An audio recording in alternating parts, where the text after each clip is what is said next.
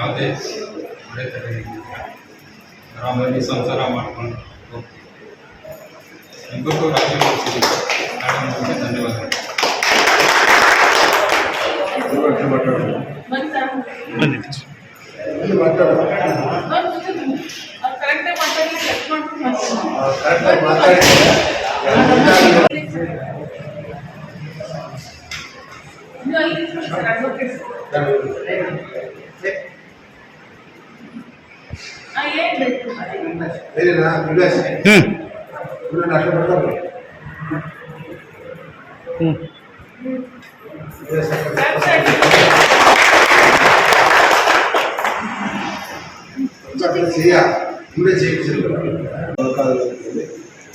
ಗೌರವಾನ್ವಿತ ನ್ಯಾಯಾಧೀಶರಾದಂಥ ಭಾರತಿ ಸಾಹೇಬರಿಗೆ ನಾವು ಗೌರವಪೂರ್ವಕವಾದಂಥ ವಂದನೆಗಳನ್ನು ಅರ್ಪಿಸುತ್ತಾ ಈ ಒಂದು ಇಬ್ಬರ ಒಂದು ಜೋಡಿ ಆಗಲಿಕ್ಕೆ ಏನು ಮರುವಿವಾಹತನ ಆಗಲಿಕ್ಕೆ ಕಾರಣವಾದಂಥ ನನ್ನ ಸ್ನೇಹಿತರು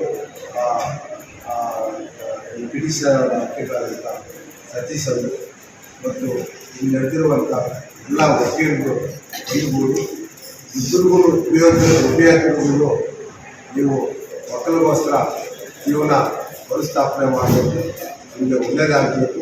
ಏನೇ ಮನಸ್ತಾಪನೆ ತಂದರೂ ಗಂಡ ಹೆಂಡತಿಯರು ಭೇದಭಾವದಿಂದ ಒಟ್ಟಿಗೆ ಜೀವನ ಮಾಡಿ ಸಂಸಾರವನ್ನು ನಡೆಸಿಕೊಳ್ಬೇಕು ಅಂತ ನಾವೆಲ್ಲ ತಿಳಿ ಹೇಳಿದ್ದಕ್ಕೆ ಇಬ್ಬರೂ ಸಹ ಇಟ್ಕೊಂಡಿದ್ದಾರೆ. ಚಿಕ್ಕ ಮಕ್ಕಳಿದ್ದಾರೆ, ಸಮಾಜದಲ್ಲಿ ಮಕ್ಕಳಿಗೋಸ್ಕರ ಅದನ್ನು ಬದುಕಬೇಕಂತ ಅವರಿಗೆ ಸಲಹೆ ನೀಡಲಿಕ್ಕೆ ನಮ್ಮ ಸಲಹೆಯನ್ನು ಒಪ್ಪಿಕೊಂಡಿದ್ದಾರೆ. ಈ ಒಂದು ಸಲಹೆಗೆ ಮತ್ತು ಇಬ್ಬರು ಒಂದಾಗಲಿಕ್ಕೆ ನಮ್ಮ ಗೌರವಾನ್ವಿತ ನ್ಯಾಯಾಧೀಶರಾದಂಥ ಭಾರತಿ ನಳಿನ್ ಅವರು ಏನೇ ಆದರೂ ಇಂಥ ಸಂದರ್ಭದಲ್ಲಿ ಅವರು ಮುತುವರ್ಜಿ ಹಚ್ಚಿ ಈ ಸಂದರ್ಭದಲ್ಲಿ ಎಲ್ಲರೂ ಒಂದಾಗಬೇಕು ಮತ್ತು ಗಂಡ ಹೆಂಡತಿ ಇಬ್ಬರು ಸುಖ ಸಂತೋಷವಾಗಿ ಸಂಸಾರ ನಡೆಸಬೇಕು ಅಂತ ನಮಗೆಲ್ಲರಿಗೂ ಸಲಹೆಯನ್ನು ನೀಡಿ ಮಾರ್ಗದರ್ಶನ ನೀಡಿದ್ದಾರೆ. ಅದಕ್ಕೆ ಮೇಡಮ್ ಅವರಿಗೂ ಸತೀಶ್ ಅವ್ರಿಗೂ ನಡೆದಿರುವಂಥ ಮತ್ತು ನವೀನ ಎಲ್ಲ ವಕೀಲರಿಗೂ ಮತ್ತು ಇಬ್ಬರಿಗೂ ಇಲ್ಲಿ ಇರುವಂಥ ಸಾರ್ವಜನಿಕರಿಗೂ ಪ್ರಕರಣಕ್ಕೆ ಸಂಬಂಧಪಟ್ಟಂತೆ ಗಂಗರಾಜ್ ಅವರು ನ್ಯಾಯಾಲಯದಲ್ಲಿ ತಮ್ಮ ಪತ್ನಿಯ ವಿರುದ್ಧ ಡೈವರ್ಸ್ ಪಿಟಿಷನ್ ಹಾಕಿದ್ರು. ಈ ದಿನ ರಾಜಿ ಸಂಧಾನದ ಮೂಲಕ ಉಭಯ ವಕೀಲರುಗಳ ಕಕ್ಷಿದಾರರುಗಳ ವಕೀಲರುಗಳು ರಾಜಿ ಸಂಧಾನ ಮಾಡಿಸುವ ಮೂಲಕ ಇವತ್ತು ಈ ಜೋಡಿ ಒಂದಾಗಿದ್ದಾರೆ.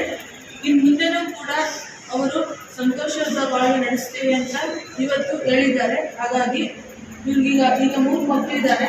ಮಕ್ಕಳಿಗೋಸ್ಕರ ಅವರು ಅವರ ಜೀವನದಲ್ಲಿ ಏನೇ ಕಷ್ಟಗಳು ಬಂದರೂ ಕೂಡ ಅವರನ್ನೆಲ್ಲ ತ್ಯಾಗ ಮಾಡಿ ಸಂತೋಷದ ಜೀವನವನ್ನು ನಡೆಸಬೇಕು. ಮಕ್ಕಳ ಭವಿಷ್ಯಕ್ಕಾಗಿ ತಂದೆ ತಾಯಿಗಳಿಬ್ಬರೂ ಕೂಡ ಒಟ್ಟಿಗೆ ಇದ್ದರೆ ಮಾತ್ರ ಮಕ್ಕಳ ಉಜ್ವಲ ಭವಿಷ್ಯ ಮಾಡಲಿಕ್ಕೆ ಸಾಧ್ಯ. ಹಾಗಾಗಿ ಇಬ್ಬರು ಇವತ್ತು ಒಂದಾಗಿದ್ದಾರೆ. ಮುಂದೆ ಕೂಡ ಸಂತೋಷವಾಗಿರಲಿ ಅಂತ ಹೇಳ್ತಾ ಈ ಒಂದು ಸಂದರ್ಭದಲ್ಲಿ ಇವರಿಬ್ಬರಿಗೆ ಶುಭ ಹಾರೈಸುತ್ತೇನೆ. ಸುದ್ದಿ ಕಿರಣ ವಾಹಿನಿಗೆ ಸ್ವಾಗತ. ನಮ್ಮ ವಾಹಿನಿಯ ಪ್ರತಿಯೊಂದು ವಿಡಿಯೋ ನೀವು ನೋಡಬೇಕಾದರೆ ಈ ಕೂಡಲೇ ಸಬ್ಸ್ಕ್ರೈಬ್ ಮಾಡಿ, ಬೆಲ್ ಐಕಾನ್ ಪ್ರೆಸ್ ಮಾಡಿ, ಆಲ್ ಅಂತ ಸೆಲೆಕ್ಟ್ ಮಾಡಿ.